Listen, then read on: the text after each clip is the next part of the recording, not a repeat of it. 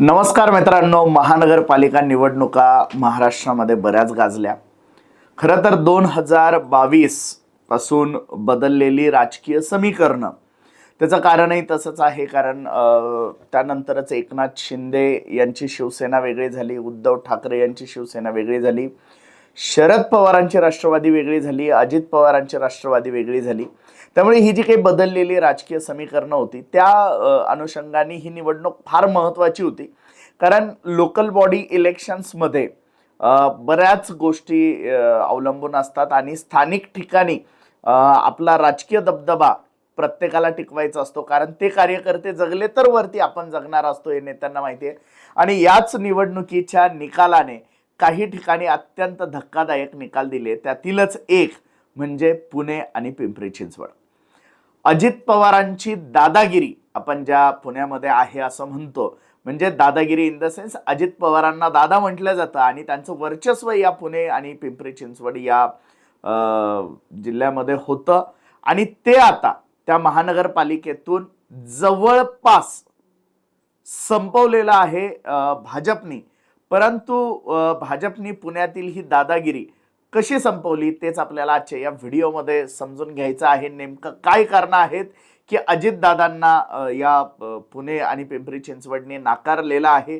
या महानगरपालिकांमध्ये पवारांचे लोक निवडून आलेले नाही आहेत. समजून घेऊया या व्हिडिओच्या माध्यमातून. चला तर सुरू करूया. नमस्कार, मी डॉक्टर महेश. आपण बघत आहात गोष्ट छोटी पण डोंगरा एवढी.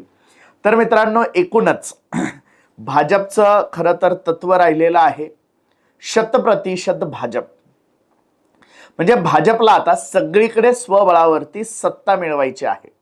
मग ती केंद्रातली असो, ती राज्यातली असो, ती नगरपालिकेंवर असो, ती महानगरपालिकांमध्ये असो की ती जिल्हा परिषदांमध्ये असो, भाजपला आता काहीच सोडायचं नाहीये. सत्तेचा भस्म आपण ज्याला म्हणतो तो आता भाजपला जडलाय की काय, असं कित्येक लोक आपल्याला विचारताना तुमच्या आजूबाजूला जर तुम्ही बघितलं तर तुम्हाला ते लक्षात येईल. आणि अशातच मग भाजपला महानगरपालिका निवडणुकांमध्ये दोन गोष्टी अत्यंत महत्त्वाच्या होत्या.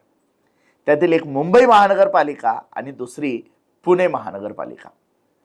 कारण हे दोन्हीही ठिकाणं जे आहेत, मुंबई आणि पुणे, हे महाराष्ट्रातले सगळ्यात महत्त्वाचे शहरं आहेत, मेट्रो शहरं आहेत. आणि या शहरांमध्ये वरती भाजपला भाजपाचा झेंडा गाडायचा आहे.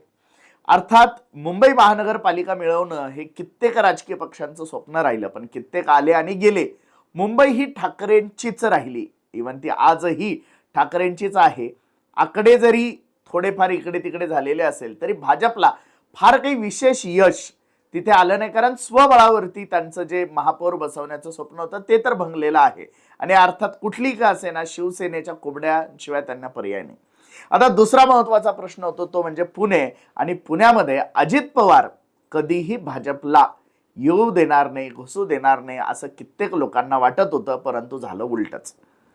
पण असं काय घडलं की अजित पवारांना लोकांनी नाकारलं आणि भाजपला जवळ केलं? त्यातील काही महत्वाचे मुद्दे आपल्याला समजून घ्यावा लागेल. त्यातील सगळ्यात पहिला मुद्दा तो म्हणजे अजित पवारांच्या ज्या विचारसरणीवरती, ज्या तत्वांवरती लोक विश्वास ठेवत होते, अजित पवार त्या विचारांवर, तत्वांवरच ठाम नाहीयेत. सत्तेसाठी पवार भाजपच्या मांडीला मांडी लावून बसू शकतात हा विचारच मुळात पटणारा नव्हता लोकांना. त्याचं कारण असं आहे की पवार हे नेहमी आम्ही पुरोगामी पुरोगामी पुरोगामी सांगत राहतात. मनुवादी विचारांना, प्रखर हिंदुत्ववादी विचारांना, सनातनवाद्यांना पवारांचा विरोध आहे हे नेहमीच पवार आजपर्यंत भासवत आलेत. आणि हेच जेव्हा पवार भाजपच्या मांडीवरती जाऊन बसतात तेव्हा यांच्यात आणि भाजपात काही वेगळा फरक राहतच नाही. आणि जर फरक नसेलच तर यांच्या दादागिरी गुंडगिरीपेक्षा, धमक्यांपेक्षा भाजप कधीही लोकांना जवळची वाटली असेल. कारण विचारसरणीशी तडजोड तर दोघांनी केलेली आहे, परंतु दोघांनी करण्यामध्ये भाजपने त्यांचा हिंदुत्ववादी मुद्दा नेहमीच लावून धरलेला आपल्याला दिसून येतो. आणि अजित पवारांनी मात्र पुरोगामित्वाला तिलांजली दिली की काय असा मेसेज क्रिएट करण्यामध्ये भाजपला यश मिळालंय. आणि त्यामुळेच लोकांनी सुद्धा भाजपला स्वीकारण्याचा दृष्टिकोन तिथे कदाचित ठेवला. दुसरी महत्वाची गोष्ट म्हणजे पुणे शहर हे अत्यंत महत्वाचं शहर. महाराष्ट्राची संस्कृती जिथे रुजली असं शहर, शिक्षणाचं माहेरघर ज्या शहराला म्हटलं गेलं असं शहर, जिथे पूर्ण भारतभरातून विद्यार्थी शिकायला कधी काळी येत होते असं शहर. परंतु या शहराची वाट लागली ती कशामुळे? तर वाढती गुंडगिरी, दादागिरी, वाढते व्यसन यांनी. आणि या सगळ्या गोष्टींमुळे जे पुणेकर आहे ते त्रस्त झालेले होते. पुणेकरांना प्रचंड त्रास या सगळ्या गोष्टींचा रोजचा भोगावा लागतोय. आणि या सगळ्या गोष्टींमध्ये कुठे ना कुठे अजित पवारांचीच माणसं जोडल्या गेलेली आहे, हे काही आता म्हणजे दूध खोळ्या लोकांना सुद्धा समजेल इतकं स्पष्ट आहे. आणि त्यामुळे या सगळ्या वाढत्या दादागिरीला, गुंडगिरीला आशीर्वाद कोणाचा आहे हे सुद्धा लोकांना आता समजायला लागलेलं होतं. आणि त्यामुळे या सगळ्या गोष्टींचा वीट एक प्रकारचा पुणेकरांना आलेला होता. आणि म्हणून पुणेकर सुद्धा पर्यायाच्या शोधामध्ये होते. आणि तो पर्याय भाजपनी त्यांच्या समोर उभा केला, त्यांच्या नेत्यांच्या, मंत्र्यांच्या माध्यमातून केला. भाजपनी तिथे स्ट्रॉंग होमवर्क केला आणि हे पुणे अजित पवारांच्या हातून हिसकावून घेतलं. या पुण्याचा जर इतिहास जर बघितला तर तो छत्रपती शिवाजी महाराजांचा इतिहास या शहराला लाभलेला आहे. परंतु आज या शहरामध्ये काय आहे तर भयानक टोळी युद्ध आहे. कोयता गँग, तलवार गँग, कोणते आंदेकर गँग, ही गँग, ती गँग. आणि याच पुण्यामध्ये या गुन्हेगारांसोबत हजारोंच्या गाड्या आपल्याला रस्त्यांवरती फिरताना दिसतात. हे जेलमधून सुटले की यांच्या रॅल्या काढल्या जातात. आणि या सगळ्यांमध्ये अजित पवारांची माणसं नाही आहेत का? तर ती आहेच. आणि याचे सगळे पुरावे लोकांकडे आहे. पुरावे म्हणायची गरजही नाही. हे सगळ्या दूधखोळ्या शेंबड्या पोरांना सुद्धा पुण्यातल्या माहिती आहे की या सगळ्या प्रकरणांच्या मागे, या सगळ्या लोकांच्या मागे कुणाचे हात आहे, कुणाचे आशीर्वाद आहे.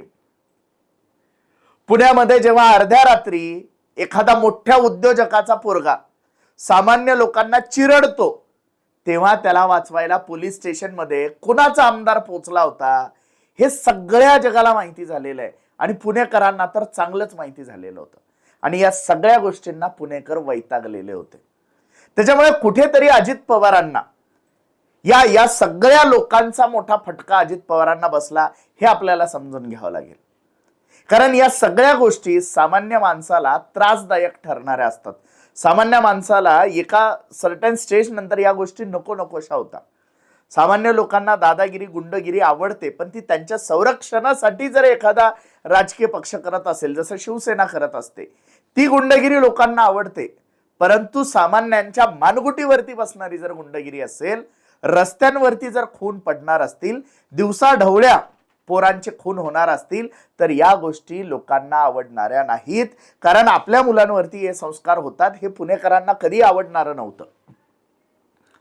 त्याच्यामुळे गुंडगिरीकडे जाणारं शहर, टोळी युद्धाकडे जाणारं शहर, कोयता गँगचं शहर, हे जे बिरुदावली सध्या पुण्याच्या मागे लागली होती, शिक्षणाचं शहर सोडून, हे सामान्य पुणेकरांना परवडणारं नव्हतं, आवडणारं नव्हतं.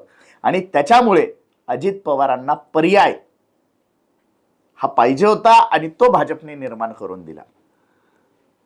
दुसरी महत्वाची गोष्ट, अजित पवारांचं आतापर्यंतचं राजकारण जर बघितलं, बघून घेईल, तू निवडून कसा येतो वगैरे वगैरे अशा वल्गना अजित पवार नेहमी करतात. आणि आता सामान्य लोकांना कळून चुकले, नेता आपला मालक नाही आहे, नेता आपला नोकर आहे. आणि ते अजित पवारांमध्ये कधीही दिसत नाही किंवा त्यांच्या लोकांमध्ये कधीही ते दिसत नाही. ही भावना पुणेकरांमध्ये एक प्रकारची होती. आणि त्यामुळे सुद्धा अजित पवारांना पर्याय शोधण्याचं काम पुणेकरांनी केलं. कित्येक उद्योगपतींना, व्यापाऱ्यांना रोजचा त्रास या सगळ्या गुंडगिरीचा वगैरे होत होता. हप्ते वसुली करणारे हे सगळे लोक कुठे ना कुठे, म्हणजे अगदी एखाद्या माणसाला एखादा IAS अधिकारी अडवायला जातो, एक महिला अधिकारी अडवायला जाते आणि त्या महिलेसोबत अजित पवार कोणत्या भाषेत बोलतात यावरून अजित पवार आणि मग त्यांचे कार्यकर्ते काय करत असतील या सगळ्यांची एक प्रकारची लायकीच आपल्याला समोर येते. आणि त्याच्यामुळे या अजित पवारांना पुण्यामध्ये लोकांनी हद्दपार केलेलं आपल्याला दिसून येत आहे. कारण या सगळ्या गोष्टींचा प्रचंड त्रास, जर एखाद्या पोलिसाला सुद्धा जर तुम्ही काम करू देत नसाल आणि ऑन रेकॉर्ड लोकांना दिसतंय, तर हे असे छुपे किती कारनामे लोकांचे दाबत असतील यांच्या लोकांचे, हे काय सामान्य लोकांना कळत नाही. त्याच्यामुळे लोकांना हे असले फालतू राजकारणे आता नको आहेत. जे कोणी पोलिसांवरती दबाव टाकत असतील, दादागिरी करत असतील, गुंडगिरी करत असतील, सगळ्या गोष्टींमध्ये त्यांची इन्व्हॉल्वमेंट असेल, त्यांच्या कार्यकर्त्यांची इन्व्हॉल्वमेंट असेल, आणि या सगळ्यांवरून काय, तर अजित पवारांनी जेव्हा जेव्हा काही द्यायची वेळ आली तेव्हा कोणाला दिलं, तर आपल्या कुटुंबातल्या लोकांना दिलं. उमेदवाऱ्या घरामध्येच, राज्यसभेची खासदारकी घरामध्येच. मग जर सगळंच तुम्हाला तुमच्या घरी पाहिजे असेल तर मग कार्यकर्ते काय सतरंज उचलायला राहणार आहे का? कार्यकर्ते सुद्धा हुशार झाले आणि त्यातून सुद्धा अजित पवारांच्या पक्षाची वाट लागली आणि भाजपने या सगळ्या गोष्टींचा करेक्ट फायदा करून घेत अजित पवारांचा टप्प्यात कार्यक्रम करून दाखवलेला आहे. त्याच्यामध्ये चंद्रकांत पाटील असतील, मुरलीधर मोहोळ असतील आणि असे असंख्य भाजपचे नेते आणि कार्यकर्ते जे अहोरात्र भाजपसाठी लढतात, रस्त्यावरती कामं करतात, आणि या सगळ्या लोकांनी हे सगळं चित्र जनतेसमोर अत्यंत प्रॉपर पद्धतीने मांडलं आणि त्यातूनच हा सगळा निकाल भाजपला मिळालेला आहे. अर्थात या सगळ्यांपेक्षा वेगळं म्हणजे भ्रष्टाचाराचे आरोप कुणावरती होते आणि तेच अजित पवार भाजपच्या भ्रष्टाचाराबद्दल बोलले. आता हे सगळ्या लोकांना कळतं की कोण कुठे कधी कसा भ्रष्टाचारी आहे. अर्थात भाजपने यांना सोबत काय घेतला हाही प्रश्न लोकांना पडतो आणि त्यामुळे भाजप पण बऱ्याच लोकांना आवडत नाही. पण तरी सुद्धा दगडापेक्षा वीट मऊ हा विचार कदाचित पुणेकरांनी केलेला असेल आणि त्यामुळे सध्या तरी पुण्यामध्ये अजित पवारांऐवजी भाजपने सत्ता काबीज केलेली आहे. हा व्हिडिओ जर तुम्हाला माहितीपूर्ण अभ्यासपूर्ण जर वाटला असेल तर हा व्हिडिओ जास्तीत जास्त लोकांपर्यंत जरूर शेअर करा. हा व्हिडिओ लाईक करा आणि अजूनही जर आपण आमचे चॅनल जर सबस्क्राईब केलं नसेल तर या चॅनलला नक्की सबस्क्राईब करा. धन्यवाद.